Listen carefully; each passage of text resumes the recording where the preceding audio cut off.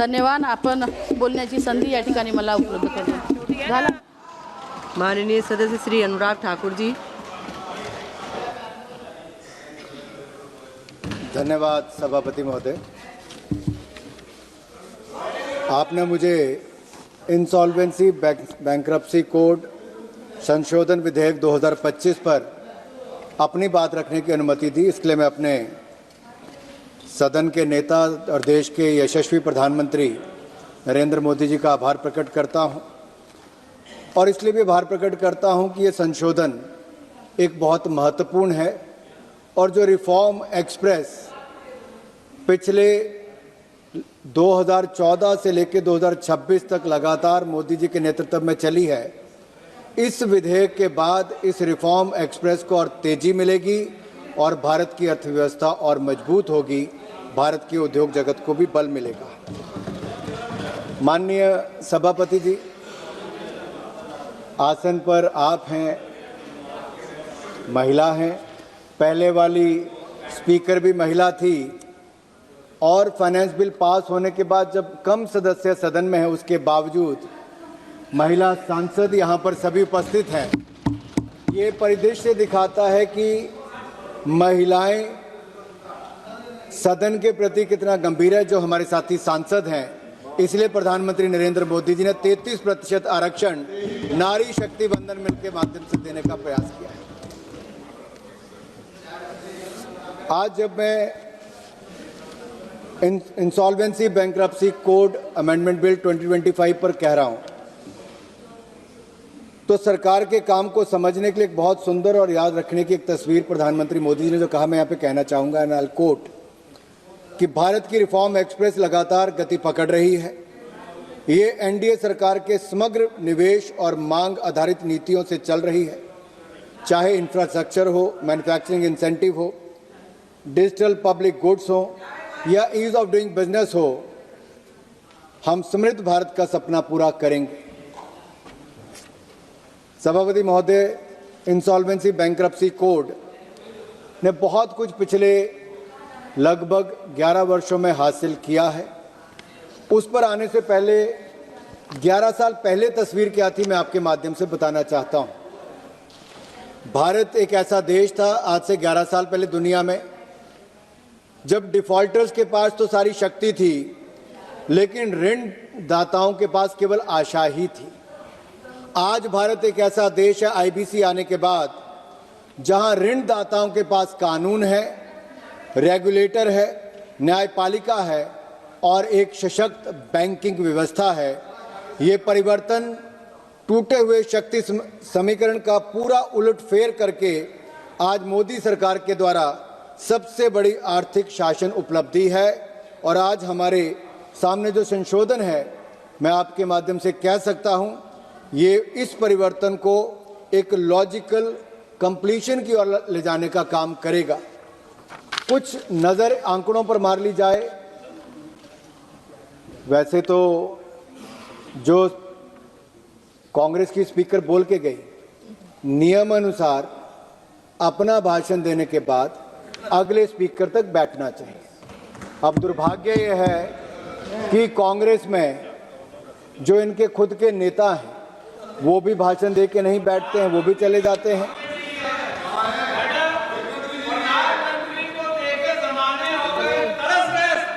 मैं जावेद जी की पीड़ा समझता हूं. ये अविश्वास प्रस्ताव तो लेकर आए थे, लेकिन इनको ही बोलने का मौका इनकी पार्टी ने नहीं दिया. बड़ा अन्याय आपके साथ किया था, बहुत अन्याय किया आपके साथ, लेकिन ये नियम है. और जो नियम सदन के, मैं आपको केवल वो याद करवा रहा हूं, क्योंकि कुछ बातें वो माननीय सांसद यहां पर कह के गए, मैं उस पर चर्चा जरूर करूंगा. आईबीसी पे मैं आता हूं. माननीय सभापति जी, ये आंकड़े देख के पता चलेगा कि इंसॉल्वेंसी बैंक्रप्सी कोड कितना प्रभावशाली है. लगभग 8,654 कॉर्पोरेट डेटर्स को सीआईआरपी के माध्यम से इसका निपटारा किया गया. 6,761 मामलों का निपटारा सीधे हुआ और इसके अलावा जो 1,300 रिजॉल्व हुए जो रेजोल्यूशन प्लान के थ्रू, और रिकवरी कितनी हुई, 4 लाख करोड़ रुपए की रिकवरी आईबीसी एक्ट आने के बाद हुई है. लिक्विडेशन वैल्यू का 170% मिला है और फेयर वैल्यू का 94% मिला है। 2430 अपील, समीक्षा, समझौते वापस लेने के माध्यम से बंद हुए और जो रेजोल्यूशन टू लिक्विडेशन रेशियो है इसमें भारी सुधार हुआ है। 2018 तक मात्र 20% था, अब ये बढ़कर 91% हुआ है। बहुत बड़ी छलांग यहां पर लगी है। यहां पे कंपनियों को खत्म करने की बजाय बचाने और आगे बढ़ाने का काम हुआ। अगर मैं पुराने मामलों की बात करूं तो 40% रिजॉल्व सीआरपी जो कंपनीज हैं जो पहले बीआईएफआर में चले गई थी और डिफंक्ट हो चुकी थी, ऐसे के जिनकी संपत्ति एक तरह से पूरी तरह से खत्म हो गई थी, क्रेडिटर्स ने उसमें भी रिकवरी 18.91% तक की, जिसकी लिक्विडेशन वैल्यू 152% उसका वसूल किया गया। ये भी एक बहुत बड़ी उपलब्धि है। तो मैं कहना चाहता हूं आईबीसी केवल पैसे की वसूली नहीं है, ये कंपनी का पुनरुद्धार करने का कार्य भी हुआ है। ऐसे व्यवसायों को फिर से जीवंत करने का जो अन्यथा गायब हो जाती है, बंद हो जाती है, वो किया गया। So IBC is not just recovering money, it is resurrecting companies. हमने जो विरासत में क्या पाया वो भी बताना जरूरी है विपक्ष को। भारत का आईबीसी से पहले का दिवालियापन का परिदृश्य क्या है? सभापति महोदय, हमने भारत के आर्थिक इतिहास के उस अध्याय को फिर से देखना होगा जो इससे पहले था, और ये कोई गर्व करने वाला अध्याय नहीं था। ये एक सिस्टमैटिक फेलियर आप हमें देकर गए थे। इंस्टीट्यूशनल पैरालिसिस था, पॉलिसी पैरालिसिस तो था ही, और इनजस्टिस एट इंडस्ट्रियल स्केल था। 2016 से पहले भारत का दिवालियापन ढांचा एक ढांचा नहीं था, एक विरोधाभासी कानूनों, दोहराए जाने वाले तंत्रों और प्रतिस्पर्धा अधिकार क्षेत्रों का एक संग्रह था, जिसमें से निकलता कुल नहीं था। कुल मिला के एक ही आवाज हर कानून से निकलकर आती थी, और वो आवाज थी डिले, यानी कि देरी ही होती थी और कुछ नहीं होता था। अगर मैं क्या क्या कानून थे? सीका था, यानी कि जिसमें यूनिट को सिक घोषित करने का होता था, फिर बीएफआईआर था, डीआरटी था, सरफेसी था। इस तरह से अलग अलग लोक अदालत से लेकर अन्य कई तरह के कानून थे। लेकिन रिकवरी क्या होती थी? आप एक बार आंकड़े देखिए। सीका में जब एक बार सिक घोषित कर दिया जाता था तो उसको बीआईएफआईआर में भेज दिया जाता था, और बीआईएफआर को पुनर्वास प्रस्तावों की जांच करनी थी। या तो कंपनी को पुनर्जीवित करना था या फिर उसको बंद करने की सिफारिश करनी थी। इसी में 7-7 साल लगा देते थे, और कंपनियों ने तो ढूंढ लिया था कि उनको तो एक आश्रय मिल गया था कि मालिक बन के रहना है, बैंक का पैसा, क्रेडिटर का पैसा नहीं देना, केवल बीआईएफआईआर तक ले जाओ, खुद बैठे रहो, सैलरी भी लो, इंसेंटिव भी लो, मजे भी करो, और ऋण दाताओं के पैसे मत वापस करो। ये यूपीए की सरकार को और कांग्रेस का देन था। कई सालों तक कार्रवाई चलती थी, 7-7 साल तक बीएफआईआर में औसतन कुछ नहीं निकलता था। संपत्तियां खराब हो जाती थी, कर्मचारियों को नुकसान होता था, बैंकों के ऋण के बाद भी कुछ नहीं मिलता था, और बट्टे खाते डालकर बोझ करदाताओं पर डाल दिया जाता था। और बीएफआईआर जब कह देती थी अच्छा इस कंपनी को बंद करना है, तो कोर्ट में जाना पड़ता था। और भारत के कोर्ट्स का तो आप हाल देखते हैं, हमारे न्यायाधीश कितना काम करते हैं, कितना उनके ऊपर बोझ है, और कितने पेंडिंग मामले उनके ऊपर हैं, और यहाँ पर और मामले उनके पास जाते थे। और वहाँ पे क्या होता था? 10-15 साल और लगते थे, बैंकों को पैसा नहीं मिलता था, और कंपनी वाले मौज करते थे। और वापस क्या मिलता था? जब लिक्विडेटर ने अंततः संपत्ति को बेचने के लिए कहा तो मिलता था मूल मूल्य का एक अंश, सड़ी गली मशीनरी, समाप्त अनुबंध, चले गए कर्मचारी, और बची खरी जो साख बचती थी, थोड़ी बहुत गुडविल, वो बचती मिलती थी। डीआरटी के माध्यम से क्या हुआ? डीआरटी में तो अगर 100 रुपये देते थे तो 25 रुपये मुश्किल से वापस मिलता था। सरफेसी आया तो उससे में भी थोड़ा बहुत उससे बेहतर रिकवरी होनी शुरू हुई, लेकिन कुछ नहीं मिल पाता था। तो 2016 से पहले का जितना भी काम हुआ उसमें क्या था? अर्थशास्त्रियों की भाषा में कहें तो उसको कहते थे एवरग्रीनिंग, यानी कि बैंकों द्वारा बार बार खराब ऋणों को रोल करते रहना, एवरग्रीन करते रहना। और ये मानक संपत्ति के रूप में प्रस्तुत करने का ये आरबीआई ने कह दिया था। नुकसान की पहचान को स्थगित कर देना, प्रमोटरों को अपनी कंपनी में पैसे लेते रहने देना। बैंकों का कभी एसेट क्वालिटी रिव्यू करते ही नहीं थे। अगर एसेट क्वालिटी रिव्यू करने का निर्देश किसी ने दिया तो प्रधानमंत्री नरेंद्र मोदी की सरकार आने के बाद दिया, और बही खाते सही करने का काम दिया। ये तो पीएसयूज के नाम पे पैसा लेके अपना फाइनेंशियल डेफिसिट जो है, फिस्कल डेफिसिट जो है, उसको ठीक करने की बात करते थे। फर्जीवाड़ा करती थी यूपीए की सरकारें, कांग्रेस की सरकारें। और मैं यहां पे माननीय सभापति जी कहना चाहता हूं बड़ी गंभीरता के साथ, जब ये एसेट क्वालिटी रिव्यू बैंकों का हुआ तो ग्रॉस एनपीए फाइनेंशियल ईयर 2018 में 11.25% तक पहुंच गया। 10,35,000 करोड़ से ज्यादा के बैड लोन थे। लेकिन मोदी सरकार ने ईमानदारी के साथ काम किया। 4R रिफॉर्म्स हम लेकर आए और उस 4R रिफॉर्म्स को हमने रिकॉग्निशन, रेजोल्यूशन, रिकैपिटलाइजेशन और रिफॉर्म्स, इसके माध्यम से सुधार किया। और आज मैं कहना चाहता हूं, जो उस समय 12 में से 11 public sector bank PCA framework में थे, आज 12 के 12 पब्लिक सेक्टर बैंक मुनाफे में हैं और लगभग सालाना 2.25 लाख करोड़ रुपए का मुनाफा आज भारत के सरकारी बैंक कमा रहे हैं। तो नरेंद्र मोदी की सरकार की नीतियों के कारण कमा रहे हैं। यही नहीं सभापति महोदय, ये जो ग्रॉस एनपीए है, आप एक बार थोड़ी नजर थोड़ा पीछे डालेंगे। जब 2004 में अटल जी की सरकार बनी तो उससे पहले 16% के लगभग ग्रॉस एनपीए था। उसको कम करके अटल जी की सरकार 7.8% पर लेकर आई। ये कांग्रेस की सरकार जाते जाते 12.3% पर छोड़कर गई। और मुझे कहते हुए प्रसन्नता है, आज नरेंद्र मोदी जी की सरकार में उसको कम करके 2.3% कर दिया गया है। ये बहुत बड़ी उपलब्धि हमारी है। एक के बाद दूसरा काम हमने ऐसा किया है। आईबीसी के माध्यम से क्या रिकवरी हुई, डीआरटी से क्या थी। डीआरटी में मुश्किल से 10% रिकवरी थी, सरफेसी में 20% थी। और आईबीसी का कानून जब हम लाए तो 50% से ज्यादा की रिकवरी हमने करके दिखाई। ये बैंकों का पैसा वापस दिलाया है। यही नहीं, ऐसी अनेक उदाहरण मैं आपके सामने देना चाहूंगा।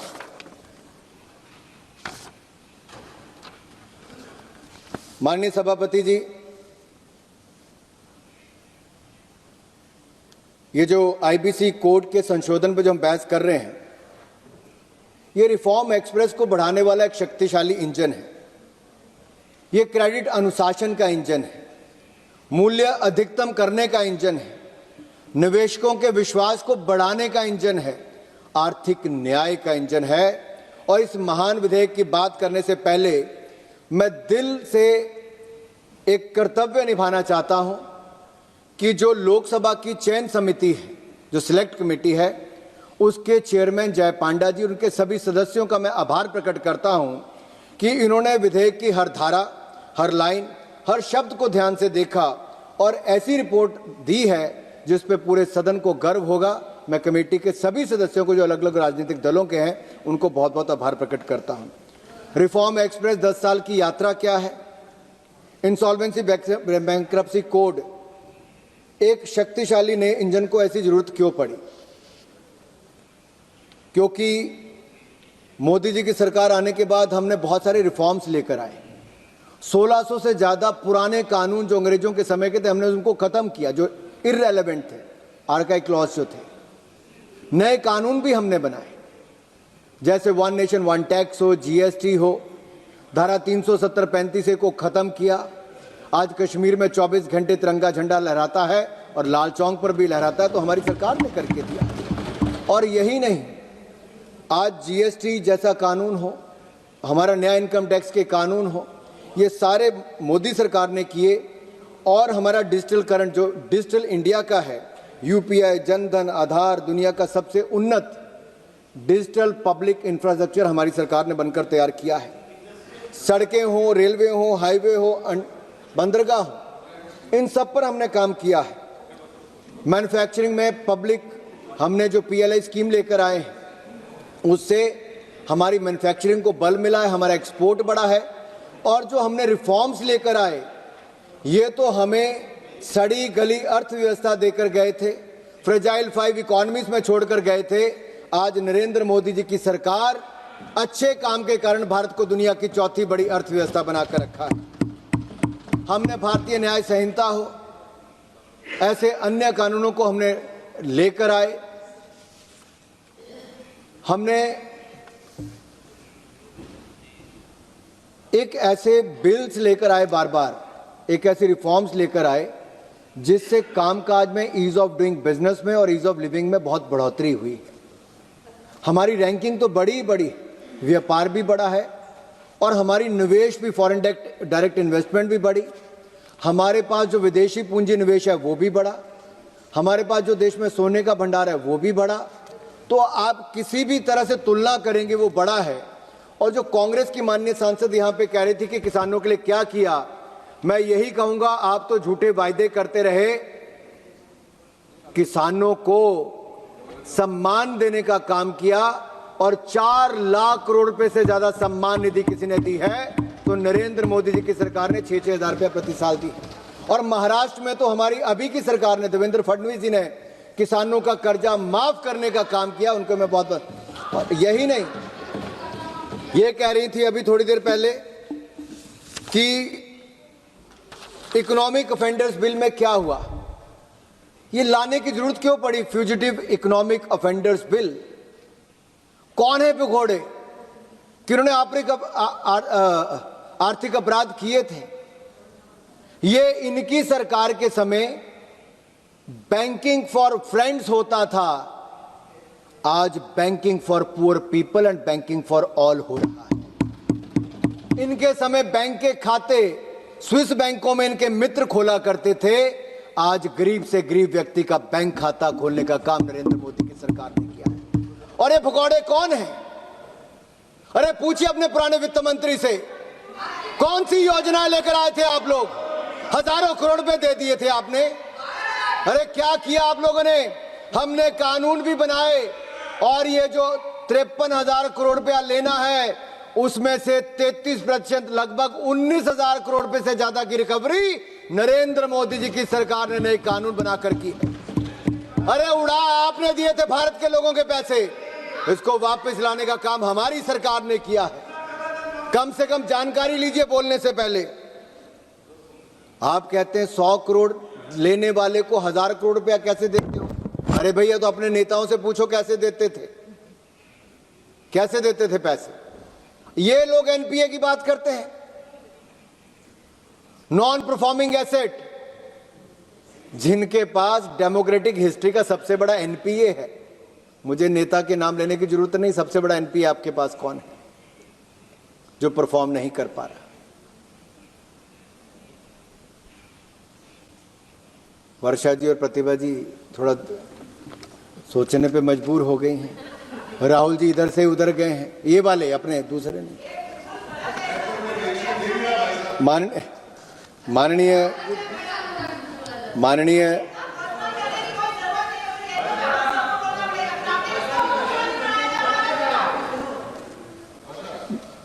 माननीय सभापति जी, जब आईबीसी लाए तो क्या सोच कर लाए थे? मैं उस पर जाना चाहता हूं, अब क्योंकि आईबीसी पे पूरा शुरू करते हैं। ये बड़ा सुधार का एक कार्यक्रम था और मोदी सरकार के लिए सिद्धांत सरल और शक्तिशाली था। हमने एक ऐसे नियम बनाए जहां वादों का पालन हो, पूंजी सुरक्षित हो, बिजनेस पूर्वानुमान और विश्वास के साथ चल सके। और हमने जो बिल लाए तो उस आईबीसी कोड के अंतर्गत एक एकीकृत, लेनदार अनुकूल, समयबद्ध कानून जो पुरानी उलझन, देरी और अन्याय को खत्म कर देता था वो लेकर आए थे। और आज 10 साल बाद ज्यादा अनुभव के साथ हम उसी सिद्धांत के साथ इसमें कुछ और संशोधन करने वाले ताकि और इसमें सुधार हो।